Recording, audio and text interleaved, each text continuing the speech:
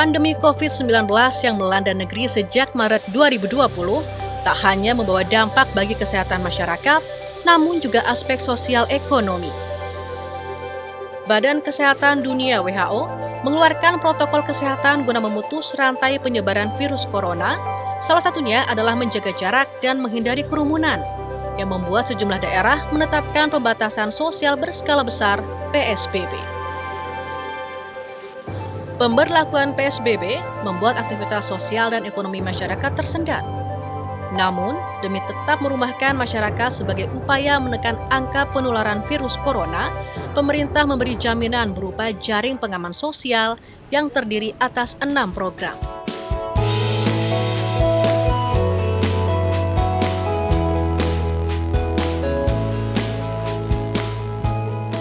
Selain penambahan keluarga penerima manfaat PKH dan kartu sembako, program lainnya yakni kenaikan anggaran kartu prakerja dari sebelumnya sebesar 10 triliun rupiah menjadi 20 triliun rupiah. Pemberian keringanan pembayaran listrik golongan 450 volt ampere dan 900 volt ampere. Cadangan 25 triliun rupiah untuk operasi pasar dan logistik, serta keringanan pembayaran kredit bagi para pekerja informal. Kebijakan tersebut tertuang dalam Perpu Nomor 1 Tahun 2020 tentang Kebijakan Keuangan Negara dan Stabilitas Sistem Keuangan. Pemerintah menganggarkan 110 triliun rupiah untuk jaring pengaman sosial dalam rangka mengurangi angka kemiskinan dan pengangguran sebagai dampak pembatasan aktivitas sosial dan ekonomi di tengah masyarakat.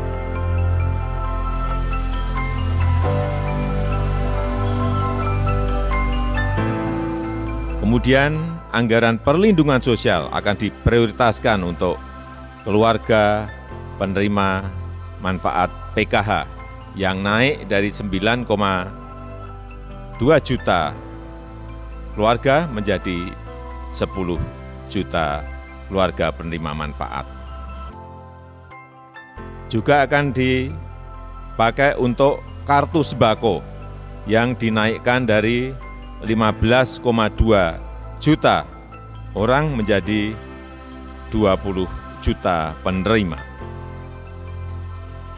Berdasarkan data Kementerian Ketenagakerjaan, hingga Juli 2020 sebanyak 3,6 juta pegawai dirumahkan. Sementara Kementerian Keuangan memprediksi angka kemiskinan akan naik signifikan sekitar 3,02 hingga 5,71 juta orang. Karenanya, jaring pengaman sosial diharapkan menjadi bentuk kompensasi bagi masyarakat terdampak pandemi. Kita konsisten dengan membatasin daripada kegiatan masyarakat supaya tidak keluar dari rumah, kemudian juga terpaksa kita membatasin kegiatan dunia usaha, maka kompensasi ini adalah dalam bentuk bantuan yang diberikan bulanan untuk mengurangi dan juga memberikan daya beli kepada masyarakat untuk bisa memenuhi kebutuhan pokoknya. Ini menjadi tujuan kita.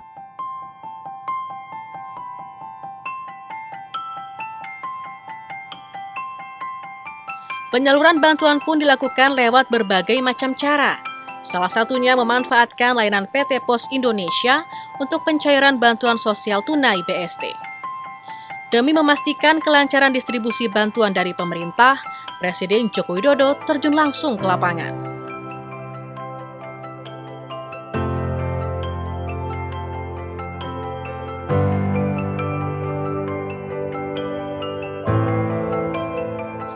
Bantuan pemerintah kepada masyarakat dalam situasi pandemi, selain jaring pengaman sosial terbagi dalam beberapa jenis, yakni ada paket sembako senilai Rp600.000 yang diberikan sejak bulan April hingga Desember 2020 dan menyasar bagi warga Jabodetabek dengan alokasi anggaran Rp2,2 triliun yang disalurkan bagi 4,2 juta jiwa.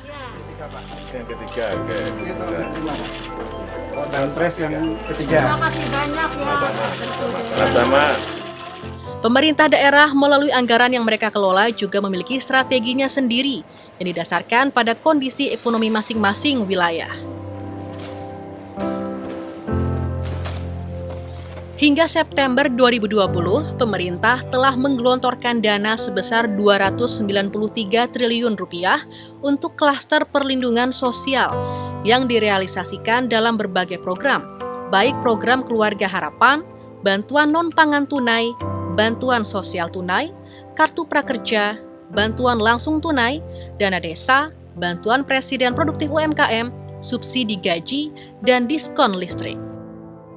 Apa yang sudah dilakukan oleh pemerintah dalam rangka jaring pengaman sosial, memberikan perlindungan kepada masyarakat yang terdampak COVID itu sudah cukup baik, dalam arti bahwa sebagai sebuah kebijakan tentu merupakan kewenangan pemerintah dalam rangka untuk memberikan kesejahteraan, terutama karena sejak dampak COVID ini ada persoalan daya beli masyarakat yang menurun tajam dan konsumsi rumah tangga juga sangat berat.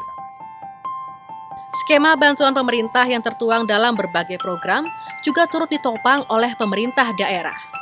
Menggunakan anggaran pendapatan dan belanja daerah (APBD), pemerintah daerah mengalokasikan kas keuangan untuk meringankan beban warga di masa pandemi.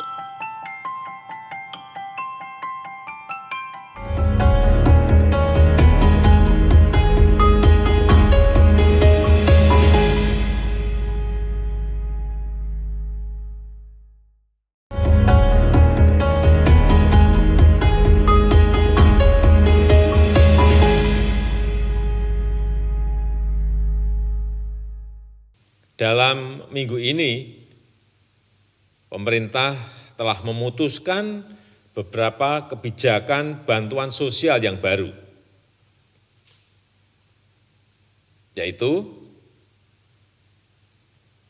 bantuan khusus bahan pokok sembako dari pemerintah pusat untuk masyarakat di DKI.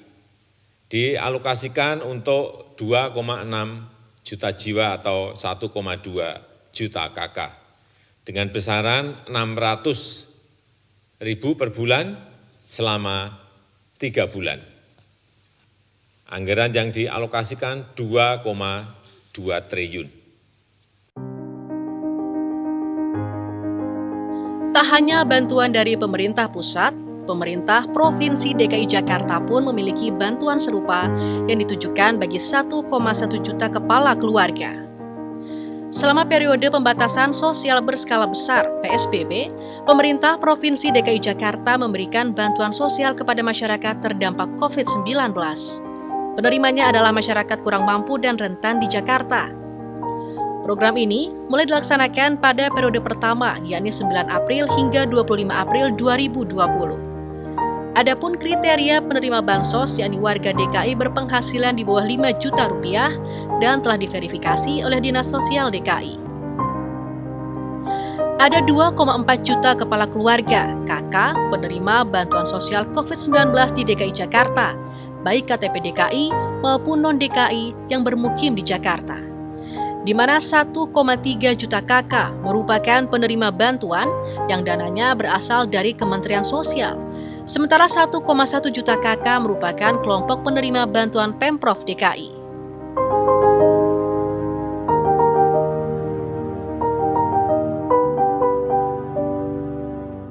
Pemberian bantuan sosial tetap berjalan. Bantuan sosial diberikan sesuai jadwal yang telah disusun hingga akhir tahun. Dan penerima bantuan ini sesuai dengan data yang sudah ada, seperti yang selama ini berjalan. Jumlahnya 2.460.000 keluarga rentan yang ada di Jakarta, insya Allah dilakukan sampai Desember 2020. Pembiayaan bantuan sosial ini dilakukan melalui APBN Kementerian Sosial dan APBD yang nanti pendistribusiannya dilakukan melalui PD Pasar Jaya. Tiap paket bansos bernilai Rp275.000 berisi beras, makanan kaleng, biskuit, minyak goreng, kecap, tepung terigu, bihun, dan sabun mandi. Menggunakan realokasi APBD, bansos sembako Pemprov DKI disalurkan melalui Perusahaan Umum Daerah Perumda Pasar Jaya. Satu tim hari ini ditarget 10 palet. Di gudang yang ada di kawasan Pulau Gadung inilah, Perumda Pasar Jaya menyiapkan ribuan paket sembako yang akan dibagikan bagi warga Jakarta. Mulai dari produk datang, proses uji kelayakan produk, proses pengepakan, hingga loading barang ke truk semua dilakukan di gudang ini, sebelum akhirnya tiba di tangan masyarakat. Untuk menghindari adanya kerumunan, Pemprov DKI Jakarta menugaskan jajaran terkait untuk mengirimkan paket sembako langsung ke rumah masing-masing penerima dengan mengedepankan protokol kesehatan, yakni menjaga jarak fisik dan menggunakan masker.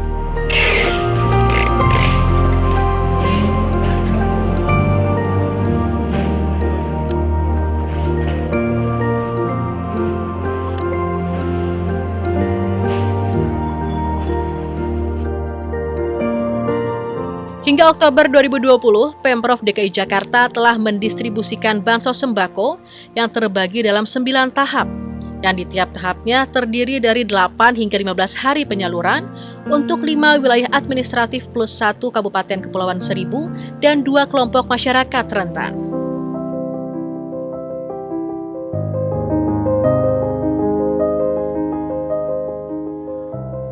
Maimunah, warga Kecamatan Duri Kepa, Jakarta Barat, adalah salah seorang penerima bantuan sosial sembako Pemprov DKI. Ibu dua anak ini bekerja sebagai buruh cuci bagi warga sekitar tempat tinggalnya. Sebelum masa pandemi, Maimunah memiliki pekerjaan sampingan sebagai juru masak di hajatan. Namun, dengan adanya kebijakan pembatasan sosial berskala besar PSBB di Jakarta sejak Maret lalu, ia hanya bisa mengandalkan pendapatan dari buruh cuci, yang rata per bulannya sebesar Rp950.000 per bulan. Assalamualaikum. Salam. Gosokannya udah lagi. Ya, makasih ya.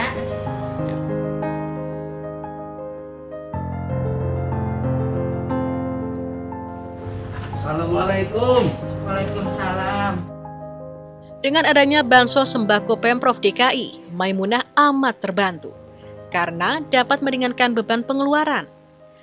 Kali ini telah 9 kali ia menerima bantuan berupa beras, minyak, makanan kaleng, kecap, tepung terigu, mie instan, dan sabun.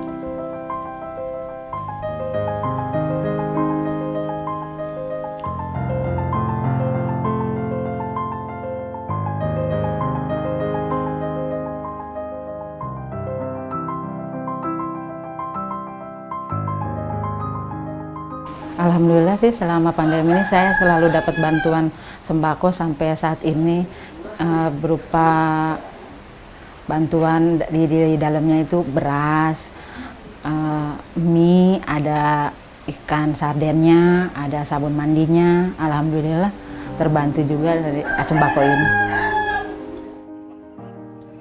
Ada juga Marsani, seorang pegawai keamanan lingkungan dengan pendapatan sebesar Rp1,3 juta setiap bulan, turut merasakan manfaat bansos sembako Pemprov DKI. Ia juga rutin menerima bansos yang kini telah memasuki tahapan ke-9. Ini, sembako dari PRT. Makasih banyak ya. Ya, kita selama ini sebelum masa pandemi, saya mendapat bantuan ya, berupa sembako lah, ya, yang mana isinya ada beras, terigu, sarden, ya, ada snack, ya, biskuit, ya, coklat. Ya, sangat membantu lah buat keluarga saya yang lagi kesusahan lah. Ya, alhamdulillah, terima kasih Pemprov.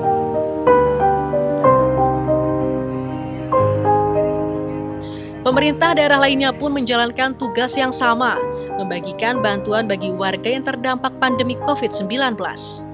Seperti di Provinsi Banten yang memiliki program jaring pengaman sosial COVID-19 dengan skema pembagian uang tunai yang disalurkan lewat bank dengan besaran Rp500.000 dibagikan kepada 406.000 lebih warga di Provinsi Banten.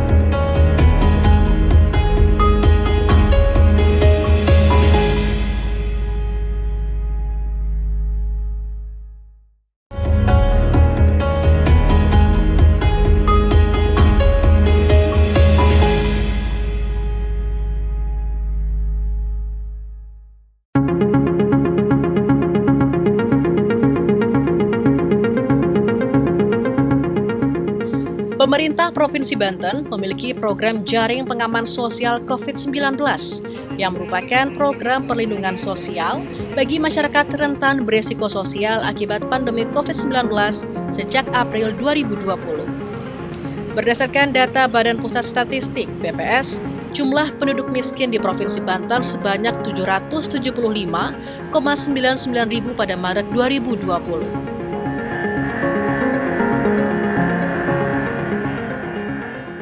Terdapat 4 kriteria penerima manfaat jaring pengaman sosial COVID-19, yakni masyarakat atau keluarga yang memiliki resiko sosial akibat pandemi COVID-19, memiliki dokumen kependudukan, terdaftar dalam DTKS namun belum mendapatkan bantuan apapun, masyarakat dalam data non-daftar terpadu kesejahteraan sosial DTKS, dan data sektoral yang diajukan Dinas Kabupaten Kota. Hingga 6 Oktober 2020, Pemprov Banten telah menyalurkan bantuan Rp228 miliar yang berasal dari APBD. Bantuan tersebut telah diterima oleh 406.452 kepala keluarga yang tersebar di 8 kabupaten kota Provinsi Banten. Pemberian bantuan sosial tersebut diharapkan dapat membantu masyarakat yang terdampak pandemi COVID-19, terlebih dengan adanya penetapan pembatasan sosial berskala besar bagi seluruh kabupaten kota di Provinsi Banten pada 7 September 2020. Tiap kepala keluarga menerima Rp600.000 dan Rp500.000 bergantung pada wilayah penerima, disesuaikan dengan biaya hidup di kabupaten kota warganya. Bantuan dikirimkan pemerintah Provinsi Banten lewat transfer Bank BRI yang pada prinsipnya dapat kapan saja dicairkan. Di sini ada perbedaan pemberian bantuan, diantaranya untuk Tangerang Raya, yaitu Kabupaten Tangerang, yang jumlahnya memang sangat besar sekali, 149.000. Dan disusul dengan Kota Tangerang dan Tangerang Selatan, itu per orang atau per kakak itu menerima Rp600.000. Sementara untuk 5 wilayah yang lain, Kabupaten Serang, Kota Cilegon, Kabupaten Pandeglang, dan Kabupaten Lebak itu menerima Rp500.000 per kakak. Dari 4 kota yang ada di Provinsi Banten, Kota Serang menempati urutan wahid sebagai kota dengan tingkat kemiskinan tertinggi sebesar 5,40%. Salah satu wilayah yang mendapatkan bantuan dari JPS Banten adalah warga yang berdomisili di RT 02, RW 18, Kelurahan Cipare, Desa Sempugedang, Kota Serang. Hilmi, selaku Ketua RT setempat, menyebut ada 38 kepala keluarga di wilayahnya yang mendapatkan bantuan Pemprov Banten. Mereka yang mendapatkan bantuan mayoritas bekerja sebagai buruh kasar dan pekerja informal.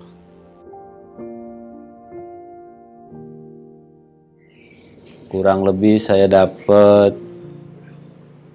20 orang, 20 kakak, dan tahap kedua mendapatkan 14, dan insya Allah siang ini mendapatkan 3 lagi tambahan. Jadi kurang lebih pengajuan saya dari 40 kakak tersebut mendapatkan 32 kakak bantuan dari provinsi.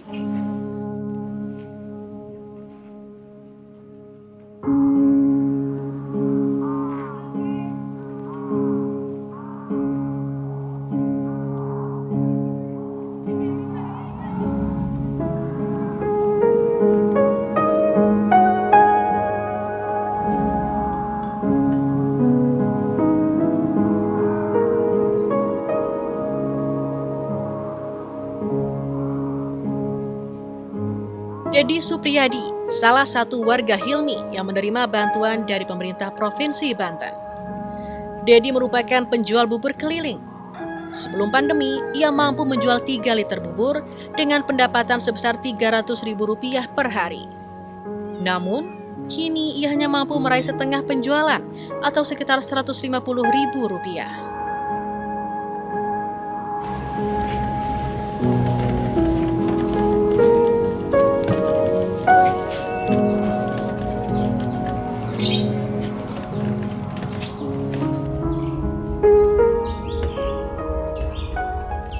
Di masa sulit ini, bantuan sosial dari pemerintah Provinsi Banten senilai Rp500.000 sangat dirasakan dapat meringankan beban Dedi. Itu terang banget.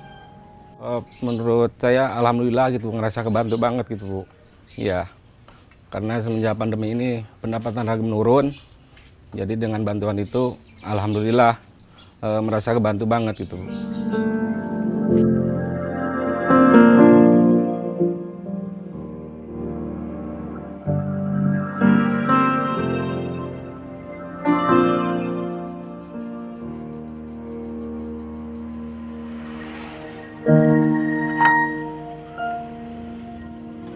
Bantuan juga mengalir kepada Sutikno, pria 50 tahun yang sehari-hari mengendarai motornya menjadi tukang ojek daring. Di masa pandemi COVID-19, penurunan pendapatan sebagai ojek daring sangat ia rasakan.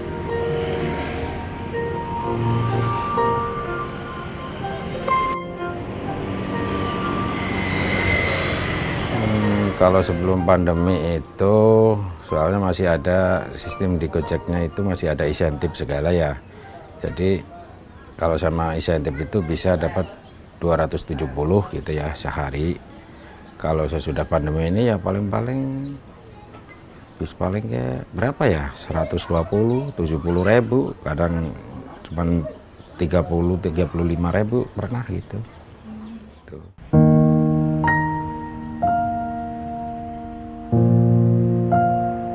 Pemerintah Provinsi Banten pun memudahkan proses perolehan dana. Warga yang berhak cukup menyetorkan KTP dan kartu keluarga kepada RT setempat sebagai proses pendataan dan bantuan dapat dicairkan lewat bank yang telah ditunjuk untuk menyalurkan bantuan tunai tersebut sesuai waktu yang telah ditentukan.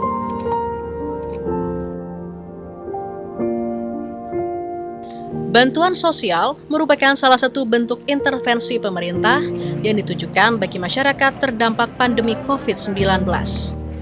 Berbagai skema bantuan sosial yang digelontorkan oleh pemerintah pusat maupun pemerintah daerah secara berkesinambungan selama pandemi sangat dirasakan manfaatnya oleh masyarakat.